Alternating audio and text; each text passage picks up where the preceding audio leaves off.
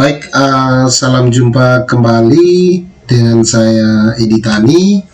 Salam guru penggerak dan salam sehat untuk kita semua. Di sini saya akan membuat alur modul project SD, yaitu atas permintaan ada beberapa kawan-kawan guru supaya mereka request bahwa saya membuat tutorialnya dan saya membaginya kepada mereka berupa link. Semoga video ini sangat bermanfaat untuk Bapak Ibu guru hebat. Oke, Bapak Ibu guru hebat, di sini saya akan mendesain kegiatan P5. Jadi bagaimana kita mengolah P5 itu di sekolah, dan kita wajib yang namanya P5 berarti kita harus bisa membuat modul project P5. Jadi kalau di dalam sekolah kita tidak bisa membuat modul project P5, berarti kita belum bisa menerapkan kegiatan P5 tersebut. Sama juga dengan kegiatan intra yang ada di sekolah, yaitu implementasi kurikulum merdeka. Di situ juga kita sebagai guru wajib membuat yang namanya modul ajar. Jadi modul ajar ini sama juga dengan P5. Jadi di P5 hanya perbedaannya yaitu modul project.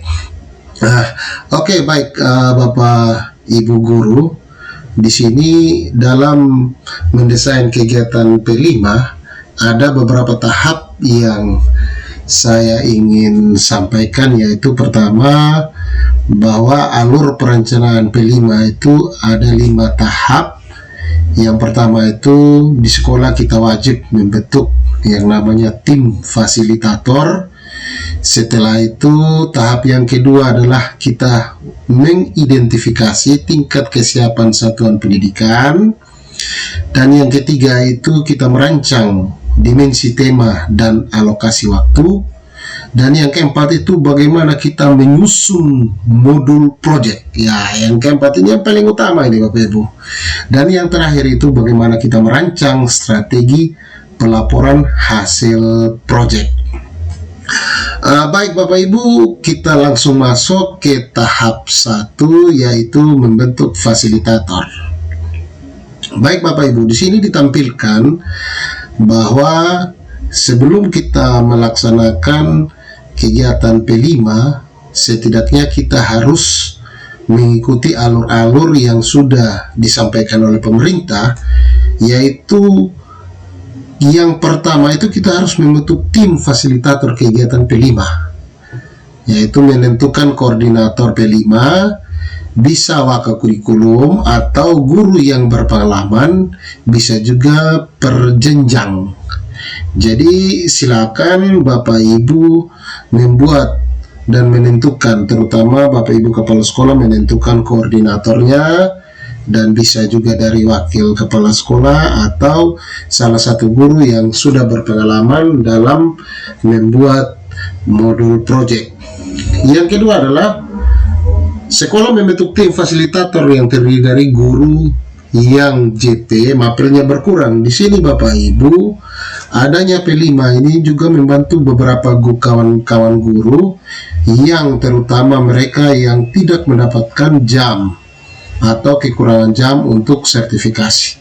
Jadi di dalam P5 ini ketika menjadi tim dan tim tersebut dibuat dalam satu SK, berarti guru-guru tersebut bisa mendapatkan jam tambahan selain yang berada di dalam intra. Di sini juga yang ketiga Bapak Ibu guru, koordinator memberikan arahan kepada tim fasilitator untuk merencanakan P5. Jadi nanti setelah ada koordinator, di situ koordinator membentuk lagi tim fasilitator. Dan tim fasilitator sudah itu yang terdiri dari beberapa guru-guru mapel yang masuk ke dalam tim, dan disitulah mereka merencanakan P5. Bisa dipahami Bapak Ibu guru ya. Jadi setidaknya sebelum kegiatan P5 ini dilaksanakan, masing-masing sekolah itu sudah membentuk tim fasilitator untuk dibuatkan SK supaya data-data guru yang tercantum dalam tim tersebut bisa diupload di Dapodik dan mendapatkan jam tambahan, terutama guru-guru yang kekurangan jam. Baik Bapak Ibu guru, untuk langkah selanjutnya, sebelum kita membuat atau kita menuju ke alokasi waktu, di sini Bapak Ibu guru harus refleksi tingkat kesiapan, yaitu silakan Bapak Ibu guru bersama seluruh perangkat sekolah menentukan tahap-tahap yang akan Bapak Ibu pilih untuk mempersiapkan ketika Bapak Ibu melaksanakan pembelajaran P5 ini. Jadi ada beberapa tahap, dan karena rata-rata di Sumatera Barat ini baru melaksanakan kegiatan P5 atau baru memilih mandiri berubah, berarti wajib mungkin kita hanya memilih tahap awal. Kenapa tahap awal? Karena di sini sudah dijelaskan bahwa satuan pendidikan belum memiliki sistem dalam mempersiapkan dan melaksanakan pembelajaran berbasis proyek. Berarti selama ini Bapak Ibu belum pernah memiliki sistem. Sedangkan konsep pembelajaran berbasis proyek baru Bapak Ibu ketahui. Satuan pendidikan menjalankan proyek secara internal, tidak melibatkan pihak luar. Jadi ketika tahap awal ini berarti Bapak Ibu baru melaksanakan atau baru belajar gitu.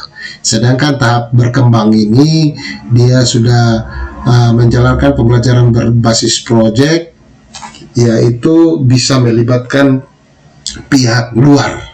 Sedangkan tahap lanjutan adalah kita sudah berhasil membuat salah satu modul atau proyek, dan itu kita berbagi praktik baik itu dengan sekolah-sekolah lain. Jadi kita pilih ini aja Bapak Ibu, tahap awal, karena ini adalah penting. Ketika kita sudah siap, kita memilih tahap, dengan begitu kita bisa melaju ke tahap selanjutnya, karena dia berimbas di asesmen nanti Bapak Ibu. Ya, di sini saya akan memperlihatkan bagaimana kita merancang alokasi waktu dalam P5. Jadi alokasi waktu untuk P5 dapat dilihat di struktur kurikulum. Di situ sudah mungkin kita juga sudah pahami semua bahwa 20-30% itu kita dari kegiatan intrakurikuler itu diserahkan kepada alokasi proyek P5 itu. Misalnya di sini bahwa pendidikan agama, Buddha dan Budi Pekerti ini ada 3 jam, tapi 20% itu 30% 1 jam itu dialokasikan untuk P5 gitu. Jadi kegiatan intra yang dilakukan di dalam kelas belajar agama Buddha di kelas itu hanya 2 JP gitu. Di sini juga terlihat ada muatan lokal. Muatan lokal ini mata pelajaran pilihan.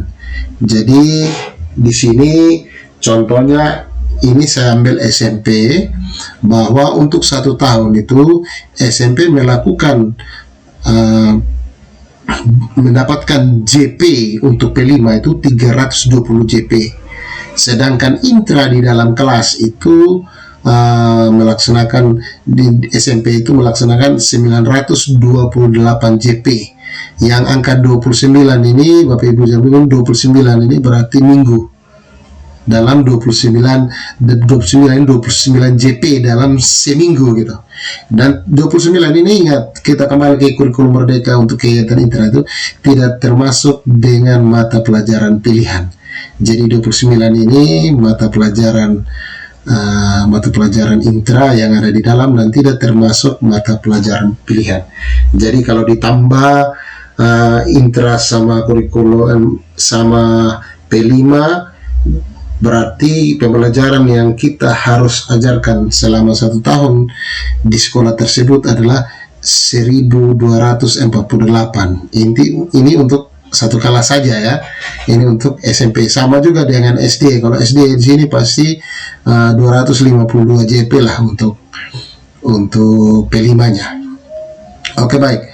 Ini saya sudah tampilkan link Capman. Di sini ada alokasi waktu seluruhnya. Jadi kalau Bapak Ibu mau lihat alokasi waktunya Bapak Ibu sesuai dengan fase atau sesuai dengan kelas, silakan masuk link ini. Ketika Bapak Ibu buka, di sini saya tampilkan salah satu alokasi waktu kelas 1. Di sini sudah ada memang bahwa di dalam SD itu kita menghabiskan 252 JP untuk project. Sedangkan intra itu 828 atau 23 JP per minggu. Jadi untuk kelas 1 Bapak Ibu. Jadi silakan Bapak Ibu kembali lagi di sini. Lihat ada sudah mulai dari kelas 1 sampai mau SD, SMP, SMA, semua sudah ada di situ. Silakan Bapak Ibu memilih dan melihat masing-masing. Jadi yang paling diutamakan kali ini adalah kita melihat alokasi proyek penguatan profil Pancasila itu selama 1 tahun. Untuk SD itu berapa SD kelas 1, kelas 2 dan seterusnya, kita berbeda-beda. Kita lanjut Bapak Ibu. Di sini ada tanda-tanda bintang seperti pada tadi ya. Ini ada tanda bintangnya, jadi ada artinya gitu ketika dialokasi waktu. Berarti kalau ada tanda bintang 1 diikuti oleh peserta didik sesuai dengan agama masing-masing. Jadi tinggal Bapak Ibu lihat aja. Kalau tanda bintang 3 berarti paling banyak 2 JP per minggu atau 72 JP per tahun sebagai mata pelajaran pilihan, yaitu 2 JP per minggu atau 72 itu sebagai bahasa Inggris, sama mulok tadi itu mata pelajaran pilihan. Ya ini mata pelajaran pilihan yang 72. Jadi mereka nanti tidak termasuk dalam kontribusi P5. Jadi ketika Bapak Ibu membuat jadwal P5 nanti mereka juga wajib ada kegiatan intranya, wajib ada di dalam. Jadi Bapak Ibu tidak bisa menghilangkan orang. Kenapa? Karena mereka tidak ada kontribusinya buat P5. Oke Bapak Ibu, di sini saya akan menampilkan pemetaan dimensi tema dan alokasi waktu. Bahwa sudah jelas sesuai dengan aturan kurikulum itu ya, yang ini Bapak Ibu, bahwa SD itu hanya SD kelas 1 sampai kelas 4 itu 2 sampai dengan 3 proyek, yaitu 252 JP. Jadi ini alokasi waktu sudah ditentukan oleh pemerintah Bapak Ibu. Tidak perlu lagi kita merubah, kita hanya mengikuti aja. Jadi karena di sini SD kelas 1 sampai kelas 4 itu 252 JP. Jadi kita dapat memilih 2 sampai 3 proyek profil Pancasila. Kita kembali lagi di atas. Ya. Di sini saya ingin mengajak Bapak Ibu supaya memperhatikan bagaimana, karena di dalam kegiatan P5 itu ada yang namanya sistem harian sama mingguan, dan yang berikut adalah sistem blok.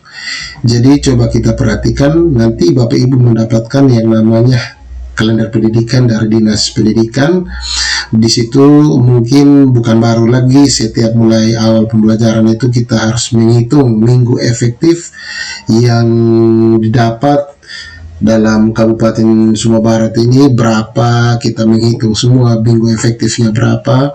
Misalnya di sini Bapak Ibu ada 36 minggu efektif, itu sesuai dengan kalender pendidikan. Jadi ada 3 proyek. Karena kita SD, kita memilih 2 atau 3. Di sini saya memilih 3, maka satu proyek itu 36 minggu efektif dibagi dengan 3 mendapatkan 12. Berarti 12 minggu efektif atau 3 bulan. Jadi kita akan melaksanakan 3 bulan itu satu proyek. Berarti untuk 3 proyek itu menghabiskan sekitar 9 bulan, gitu Bapak Ibu.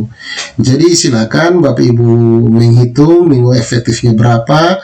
Nanti apabila ada 3 proyek, maka 36 minggu efektifnya dibagi dengan 3 proyek, makanya menghasilkan 12 minggu efektif atau 3 bulan. Jadi satu proyek itu menghabiskan 3 bulan. Bisa juga di bawah itu dalam sistem blok. Misalnya di situ SD 252 JP. Bab dari 252 JP ini Bapak Ibu kan melaksanakan 3 proyek. Jadi silakan Bapak Ibu membagikan ketiga proyek itu. Boleh semuanya sama, tidak harus 80, proyek kedua 100, proyek ketiga 72, mau sama saja boleh, atau mau berbeda juga boleh Bapak Ibu. Karena di sini berbeda-beda, karena kenapa berbeda-beda? Karena setiap tema sama topiknya pasti berbeda-beda dan menghabiskan waktu, ada yang cepat dan ada yang lambat. Jadi kalau ada yang lambat menghabiskan waktunya banyak, JP-nya besar, silakan Bapak Ibu besarkan JP-nya, atau mau samakan juga tidak masalah Bapak Ibu. Yang penting intinya ketika ditambah semua berjumlah 252 JP. Oke Bapak Ibu ya. Ini kita sudah tampilkan tadi. Oke, baik Bapak Ibu, di sini kita akan masuk di langkah keempat, yaitu menentukan waktu pelaksanaan. Jadi penentuan 1 hari dalam seminggu untuk pelaksanaan proyek profil, misalnya hari Jumat. Jadi nanti Bapak Ibu tinggal menentukan mau per hari, mau per minggu, mau per bulan juga bisa. Jadi di sini mengalokasikan 1 atau 2 jam pelajaran di akhir hari khususnya untuk mengerjakan proyek profil. Atau di sini misalnya 2 minggu atau 1 bulan, tergantung alokasi yang tersedia. Jadi silakan Bapak Ibu menentukan waktu pelaksanaannya. Ya, di sini Bapak Ibu ada 3 pilihan, yaitu tiap hari boleh, tiap minggu juga boleh, pemadatan juga boleh. Yang menurut Bapak Ibu mana yang pas, tinggal Bapak Ibu pilih aja. Tapi paling bagus kita sampai ke tahap nanti sebentar, mungkin kita bisa tahu yang mana yang paling gampang dan yang mana yang paling pas untuk sekolah kita. Ya, di sini saya akan tampilkan, tadi sudah bahas tentang ketika Bapak Ibu memilih, ada beberapa pelaksanaan, yaitu hari, minggu, sama pemadatan atau per bulan. Di sini saya akan menampilkan salah satu contoh jadwal. Jadi Bapak Ibu juga bisa membuat jadwal. Itu ada yang namanya sistem, ada 2 sistem Bapak Ibu. Yang pertama itu sistem blok, itu dia bulanan, semester, sama tahunan. Sedangkan reguler itu harian sama mingguan. Jadi silakan Bapak Ibu pilih. Kalau Bapak Ibu pilih blok, itu berarti dia bulanan, semester, tahunan. Sedangkan kalau pilih harian sama mingguan, itu namanya sistem reguler. Di sini saya akan menanyakan untuk harian. Jadi contohnya apabila 1 minggu itu Bapak Ibu sudah menghitung JP-nya atau akhirnya mendapatkan 10 JP dalam seminggu, berarti Bapak Ibu melaksanakan membuat desain untuk jadwal itu, berarti per hari itu 1 hari itu 2 JP. Silakan Bapak Ibu menentukan hari-hari apa, yang penting 10 JP dalam 1 minggu ini bisa terlaksana. Begitu Bapak Ibu. Jadi Bapak Ibu silakan menentukan. Ini model harian Bapak Ibu model harian. Kalau mingguan ini seperti ini Bapak Ibu. Jadi hari Senin mulai dari jam ke-2 sampai jam ke-7, hari Jumat mulai dari jam pertama sampai jam ke-4. Bapak Ibu harus pahami baik-baik, karena di mingguan ini kadang-kadang kita memilih bahwa 1 hari full. Ingat, di sini kan tadi disusun bahwa dalam P5 itu ada 10 JP. 10 JP otomatis kalau kita sekolah aja 1 hari hanya 7 JP, berarti ada kesisahan. Jadi ketika kita membuat jadwal itu kita harus perhatikan, dan ingat Bapak Ibu bahwa di sini di kolom di sini ada free. Kenapa di sini tidak terhitung P5-nya dari jam pertama? Karena kita kembali ke awal tadi Bapak Ibu, jangan sampai ada sekolah yang menentukan atau mengadakan mata pelajaran pilihan, contohnya bahasa Inggris atau mulok. Berarti Bapak Ibu membuat jadwal itu tidak boleh sepenuhnya P5, karena ada mata pelajaran pilihan itu mereka tidak mengkontribusi kepada P5.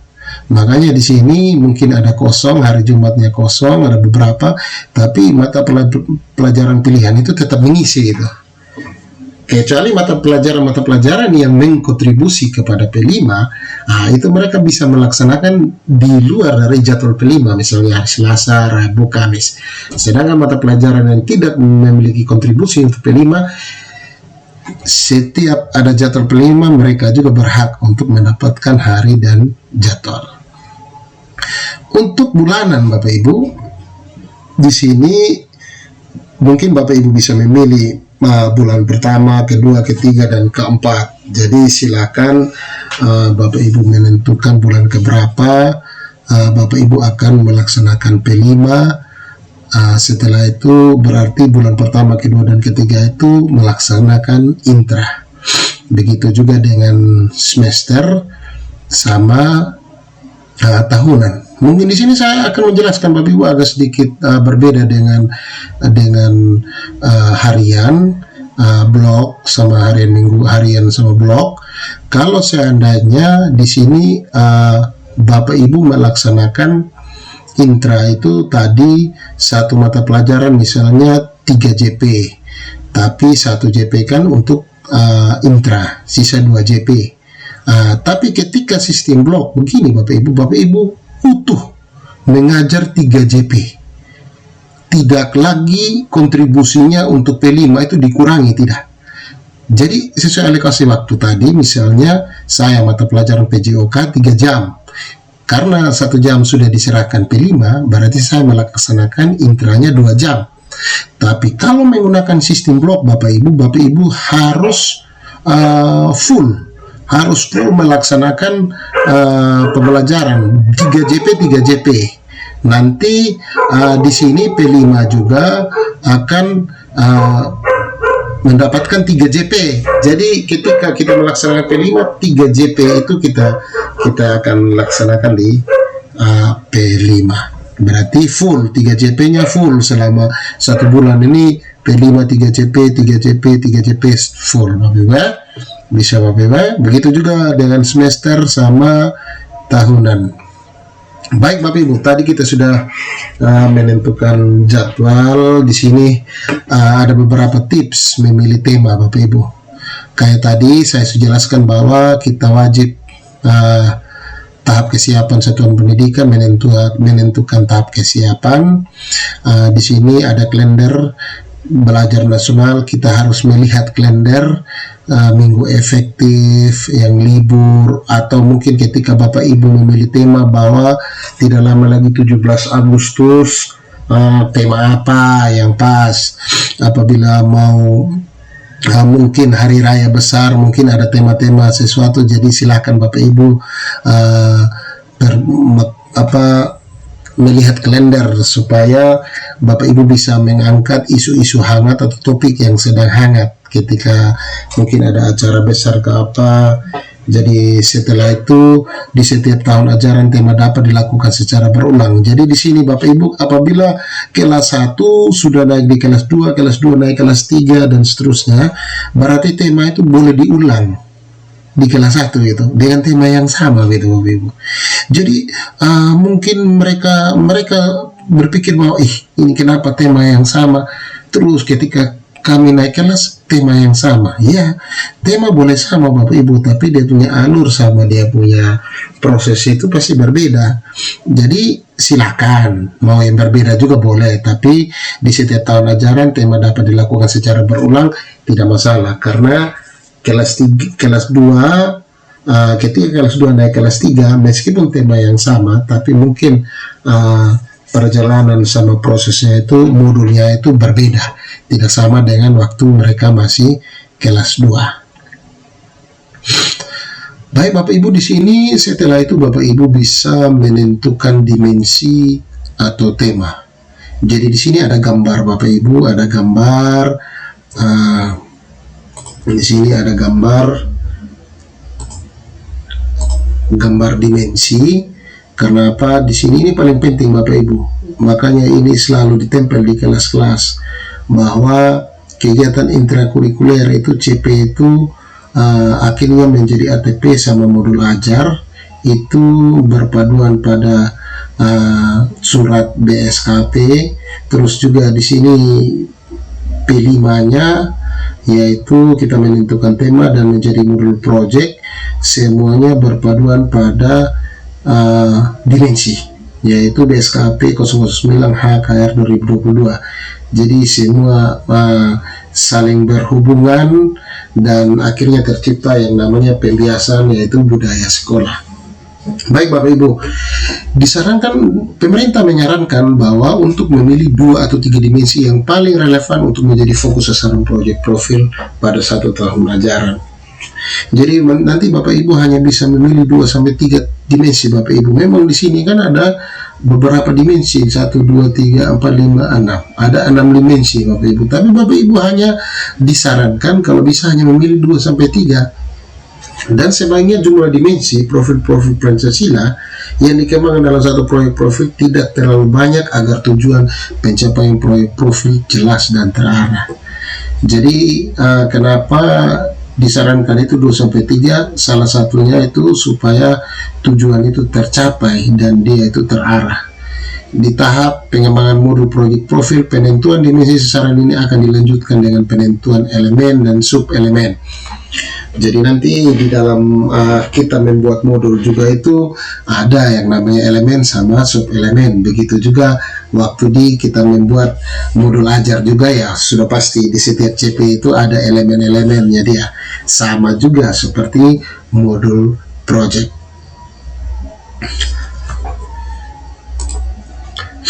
Ya, di sini saya akan menampilkan Bapak Ibu tema proyek penguatan profil pelajar Pancasila. Ada yang PAUD, ada yang SD, ada yang SMP, SMA, SMK. Jadi silakan Bapak Ibu memilih. Di sini saya sudah pilih-pilih. Kalau suara demokrasi ini ya tidak ada di SD, dia ini di SMP, SMA atau SMK. Sedangkan SD itu gaya hidup, kearifan lokal, Bhinneka Tunggal Ika, bangunlah jiwa dan raga, rekayasa, kewirausahaan dan kewirausahaan. Sedangkan kebekerjaan ini Bapak Ibu hanya khusus untuk SMK. Di sini dalam penentuan tema Bapak Ibu, karena tadi Bapak Ibu sudah memilih tahap awal, jadi sini penentuan tema dan topik spesifik sesuai dengan tahapan satuan pendidikan. Jadi otomatis Bapak Ibu akan memilih dan menentukan sesuai dengan satuan pendidikan. Jadi di sini Bapak Ibu sudah yang mengatur. Jadi anak-anak itu hanya mengikuti aja lah. Karena tadi Bapak Ibu sudah memilih tahap awal, berarti satuan pendidikan menentukan tema sesuai dengan ketentuan jumlah tema di tiap jenjang. Satuan pendidikan menentukan isu yang sama untuk setiap tema di semua tingkat kelas atau paralel. Satuan pendidikan menentukan topik proyek profil yang akan dipelajari peserta didik. Jadi ibaratkan ketika Bapak Ibu tadi sudah memilih tahap awal, itu kita sudah guru di sekolah itu yang menentukan bahwa anak-anak harus mengikuti apa yang ditentukan oleh sekolah. Karena baru tahap awal. Nanti kalau tahap berkembang mungkin ada kreatif dari anak dan tahap lanjutannya itu. Tapi untuk tahap awal ini pengembangan tema pilihan sama penentuan topik itu bisa dari tim atau dari guru. Ya, di sini Bapak Ibu ketika Bapak Ibu sudah menentukan topik atau tema, Bapak Ibu paling tidak harus membuat yang namanya pengembangan tema. Misalnya tema apa, topik apa, bentuk kegiatan apa, sasaran P4-nya apa. Sasaran P4 ini maksudnya profil Pancasilanya, dimensinya ya. Sedangkan pembelajaran yang terlibat itu apa, waktu, kapan gitu. Jadi waktunya kapan. Jadi silakan ketika Bapak Ibu tadi sudah menentukan tahap, berarti Bapak Ibu sudah masuk di pengembangan. Ya, contoh, misalnya ini Bapak Ibu, ketika Bapak Ibu memilih tema gaya hidup berkelanjutan, jadi otomatis topiknya itu ada, terserah Bapak Ibu mau ambil tentang jejak karbon, situasi banjir, pemanfaatan sampah, pokoknya tergantung judul. Ini topik ini sama dengan judul. Seandainya Bapak Ibu mau ngambil judul topik apa di sekolah, apa yang dimiliki sekolah, sehingga kita bisa membuat salah satu project. Mungkin yang tentang sampah, bisa keripik, apa semua. Tapi ingat, dia harus sinkron dengan tema. Jadi tinggal Bapak Ibu menentukan topik-topiknya seperti apa. Juga begitu, kearifan lokal, sistem masyarakat di mana, Bhinneka Tunggal Ika, bangunlah jiwa raga. Jadi ada beberapa contoh topik di sini yang bisa memadukan Bapak Ibu untuk memilih topik-topik yang akan Bapak Ibu lakukan di sekolah. Baik Bapak Ibu, ini ada salah satu tema sama pembuatan topik. Contohnya apabila Bapak Ibu memilih tema gaya hidup berkelanjutan, topiknya adalah jejak karbon kita, berarti jejak karbon kita, bentuk kegiatan, pencarian data, fakta, kampanye, pameran. Berarti nanti dalam kegiatan itu Bapak Ibu harus mempunyai data, fakta, nanti ada kampanye dan ada pameran. Sedangkan sasaran P4 itu ya mungkin Bapak Ibu dorang tadi kan memilih kan hanya 2-3 dimensi. Tapi di sini Bapak Ibu tinggal pilih mana yang pas, dimensi mana yang pas untuk topik yang di atas. Sedangkan pembelajaran yang terlibat ya sudah jelas ini IPA, IPS, agama. Bukan berarti kita menerapkan pembelajaran ini, maksudnya guru tim P5 yang wajib mungkin yang bisa menentukan tema ini dan bisa membuat salah satu modul proyek itu adalah IPA, IPS, agama. Jadi mereka harus meninggalkan mereka punya mata pelajaran. Di sini kan mungkin dengan ketiga guru ini berkolaborasi, akhirnya mendapatkan bagaimana langkah-langkah untuk jejak karbon, untuk memperlancar atau membuat modul project dengan topik jejak karbon kita itu.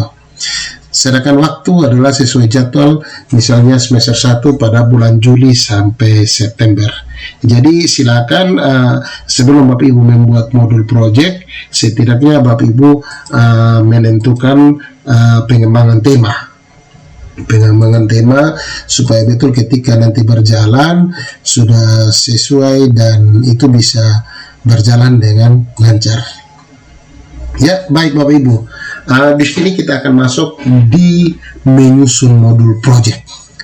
Jadi tadi kita sudah membahas tentang bagaimana alokasi waktunya, bagaimana menentukan temanya, bagaimana menentukan topiknya.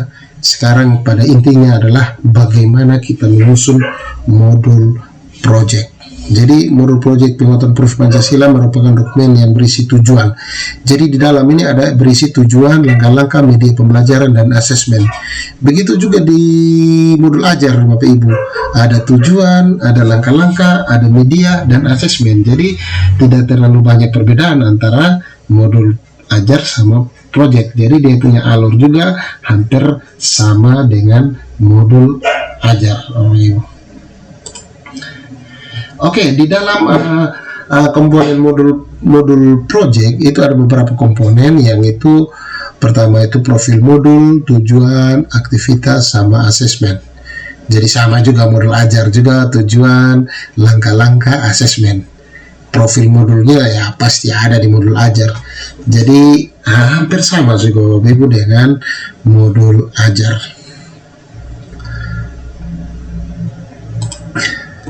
Ya. Baik Bapak Ibu, di sini saya ingin membagikan contoh modul project yang sudah saya buat. Di sini saya mengambil fase B, yaitu kelas 4. Durasi kegiatan itu 122 JP, 4 bulan, 16 minggu. Jadi kita kembali seperti tadi Bapak Ibu, bahwa berapa misalnya ketika saya mengambil kelas, yaitu tadi kita kembali 152 JP dibagi dengan 3 project. Akhirnya tadi saya membagi, misalnya saya membagi 3 project, satu project itu mendapatkan 122 JP. Kalau 122 JP ini berarti saya konfirmasi ke bulan, berarti kita menghabiskan 4 bulan, dan di dalam 4 bulan ini kita akan bisa mendapatkan yang namanya 16 minggu. Nah, jadi berarti kita harus membuat salah satu modul proyek ini selama 16 kali tatap muka. Itu wajib Jadi misalnya bulan pertama berapa minggu, bulan kedua berapa minggu, bulan ketiga, jadi sampai 4 bulan itu, minggu yang ke-16 itu Bapak Ibu sudah menyelesaikan modul ini. Gitu. Jadi saya ulangi lagi, kenapa 120 ini? Karena dari hasil alokasi waktu tadi untuk project SD itu saya bagi 3. Saya mendapatkan 120 JP, dan untuk satu modul ini 120 JP ini menghabiskan sekitar 4 bulan, yaitu sebanyak 16 minggu. Jadi dengan tema project bangunlah jiwa dan raganya, dengan topik project itu restoran sehat. Jadi di sini ketika Bapak Ibu membuat topik projectnya, di sini setidaknya ada dia punya deskripsi, yaitu berbentuk tujuan bahwa restoran sehat peserta didik bermain peran menjadi pemilik restoran yang sedang menyusun menu untuk restorannya. Peserta didik mengeksplorasi serta mencoba berbagai olahan buah dan sayur, lalu mengembangkan daftar menu. Proyek proses akhir dengan peserta makan di restoran. Menunya olah sayur dan buah pilihan peserta didik. Oke Bapak Ibu. Jadi yang kedua itu Bapak Ibu diwajibkan mengisi dimensi elemen, subelemen, alur perkembangan profil pelajar Pancasila. Di sini Bapak Ibu harus tadi dikatakan bahwa setiap project itu Bapak Ibu bisa memilih 2 sampai 3 dimensi. Otomatis Bapak Ibu hanya bisa memilih 2 sampai 3 dimensi. Di sini yang pertama itu saya memilih dimensi gotong royong. Caranya Bapak Ibu silakan nanti ini dimensi Bapak Ibu tinggal pilih. Tadi saya memilih dimensi gotong royong, berarti kita harus cari dimensi gotong royong.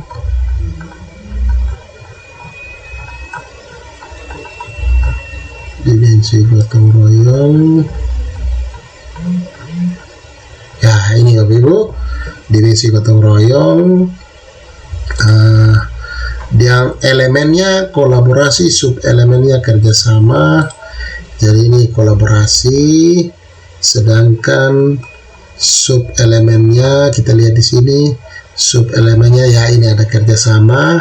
Tinggal Bapak Ibu copy ini, paste aja ke sini. Alur perkembangannya karena kita tadi menuju ke fase B, kita lihat fase B berarti ini. Ya, fase B berarti kelas 4. Tadi fase B berarti kita kerjasama, alurnya kita harus menampilkan tindakan. Ya, kita pasti di sini menampilkan tindakan sesuai harapan. Begitu juga kalau sub elemen yang kedua, bahwa komunikasi untuk mencapai tujuan bersama.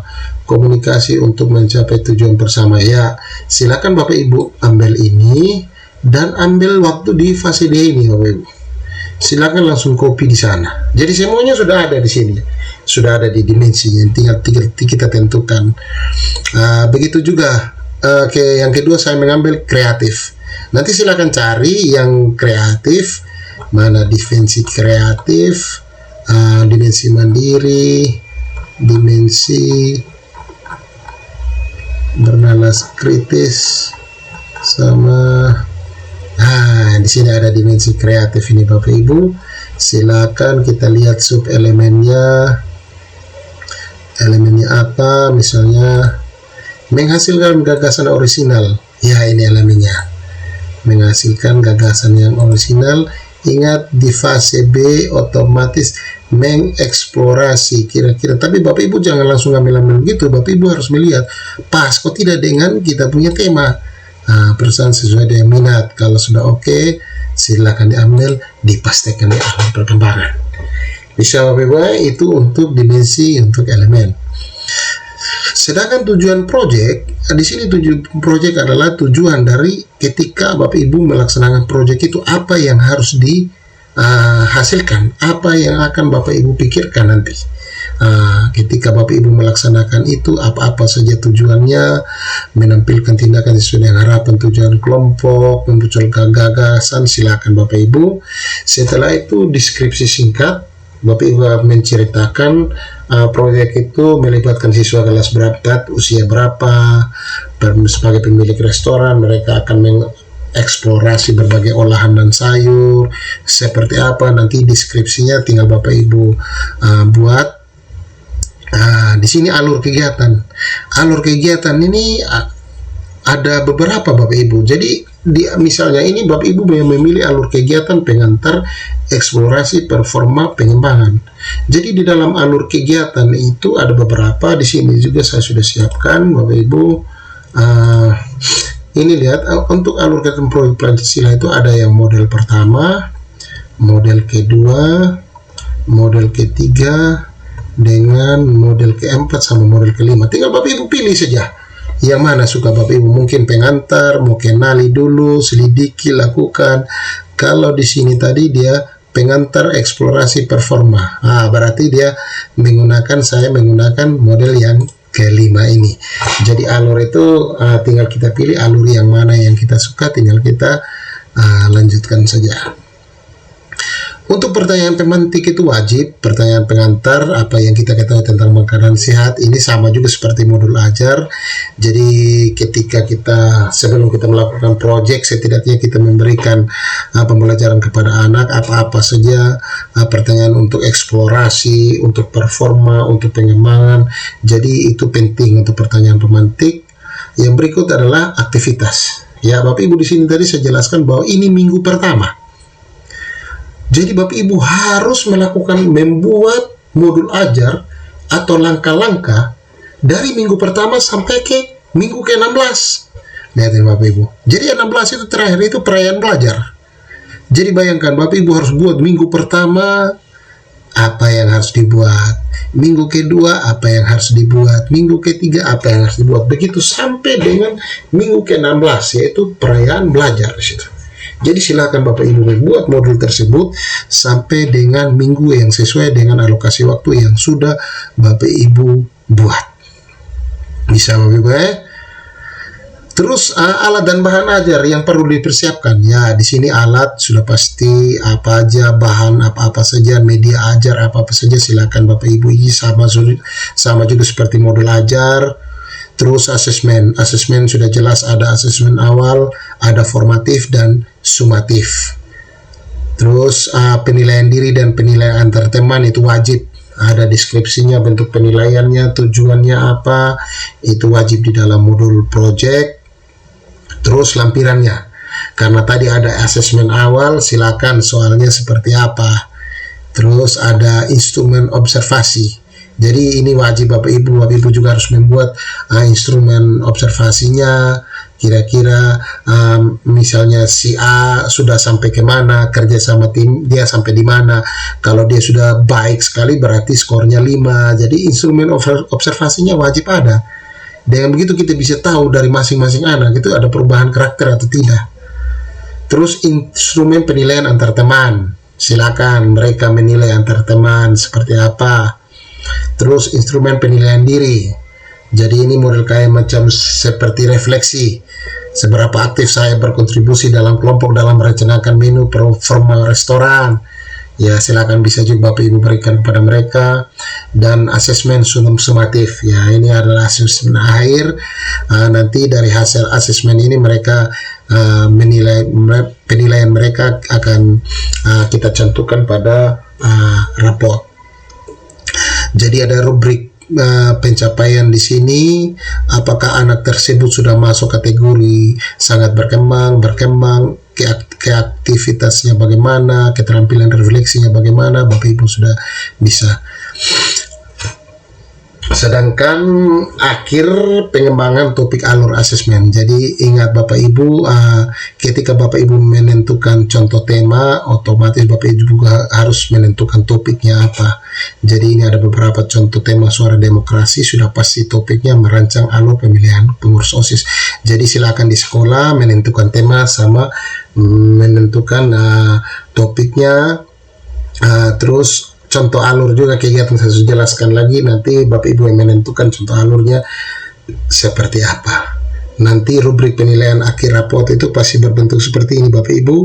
Jadi hanya model deskripsi dan singkatan sangat baik, sudah sesuai harapan, baik sesuai harapan, pokoknya seperti ini saja dia punya catatan. Jadi masing-masing, misalnya tadi karena saya mengambil ada beberapa dimensi, 2 dimensi, berarti 2 dimensi ini saja yang saya menilai untuk menjadi patokan untuk rubrik di akhir proyek. Ya baik Bapak Ibu, mungkin itu saja yang bisa saya sampaikan melalui video ini. Nanti kalau ada yang kurang berkenan atau apa, silakan Bapak Ibu segera menghubungi atau kita saling berdiskusi. Minta maaf juga kalau masih ada kekurangan-kekurangan, dan semoga dengan video ini bisa dapat memberikan pengetahuan ataupun kita bisa saling berbagi. Baik, di sini saya ada beberapa kutipan bahwa Tuhan menitipkan sesuatu pada diri kita, diri setiap anak. Setiap anak adalah unik dengan bakat dan minat masing-masing. Seperti pada gambar ini, menurut Albert Einstein bahwa seorang monyet mengatakan bahwa ikan bodoh karena dia dikatakan pintar, kecuali dia juga bisa memanjat kayak monyet. Jadi itu hal yang mustahil Bapak Ibu. Jadi supaya setidaknya kita tidak ada anak yang diciptakan bodoh oleh Tuhan. Baik, di sini yang terakhir saya kutip dari Bapak Menteri kita bahwa kita memasuki era di mana kelulusan tidak menjamin kesiapan berkarya. Jadi jelas Bapak Ibu, kelulusan setiap yang lulus belum bisa menjamin kesiapan berkarya. Gelar juga tidak menjamin kompetensi. Orang yang mempunyai gelar tinggi belum tentu kompetensinya tinggi baik, dan akreditas tidak menjamin mutu bahwa setiap yang akreditasnya bagus belum tentu lembaga itu bisa mutunya bagus. Mungkin itu saja dari saya. Terima kasih banyak dan sampai jumpa pada video tutorial berikutnya. Salam guru penggerak, salam hebat, maju, terutama untuk Kabupaten Sumba Barat.